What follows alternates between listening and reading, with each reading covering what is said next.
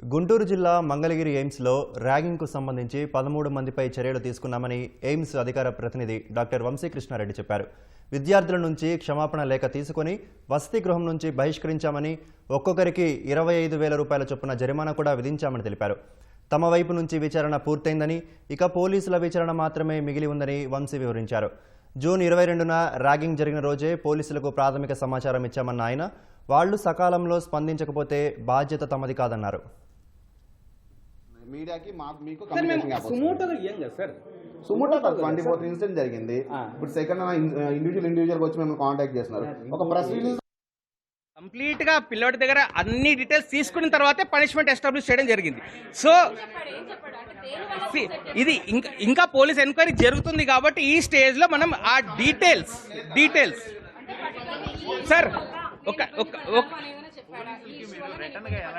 Madam ఇబ్బంది పడకపోతే మనం యాక్షన్ తీసుకోము కదా. సో మీరు డీటెయిల్స్ ఆఫ్ ఇన్సిడెంట్ అడుగుతున్నారు, నేను చెప్తున్నాను. వాళ్ళు కంప్లైంట్ ఇచ్చారు, కంప్లైంట్ ప్రకారం మనం యాక్షన్ తీసుకోవడం జరిగింది. ఒక్క నిమిషం, పోలీస్ కంప్లైంట్ గురించి అందరు మీడియా మిత్రులు అడుగుతున్నారు. మేము పోలీసులకు ఆల్రెడీ ఇన్ఫర్మేషన్ ఇవ్వడం జరిగింది.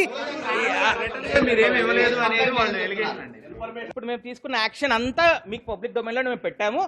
ఒక్క రిక్వెస్ట్ ఏంటంటే వాళ్ళ కెరియర్స్, వాళ్ళ ఫ్యూచర్ దృష్ట్యా మీరు కూడా కొంచెం ఆల్రెడీ తీసుకున్న యాక్షన్, మీ పేర్లు చెప్పండి, విక్టిమ్ పేర్లు చెప్పండి, డీటెయిల్ చెప్పండి. అవన్నీ మనం వాళ్ళ కెరియర్కి ఎఫెక్ట్ కాకుండా చూడాల్సిన బాధ్యత కూడా మాది ఉంటుంది.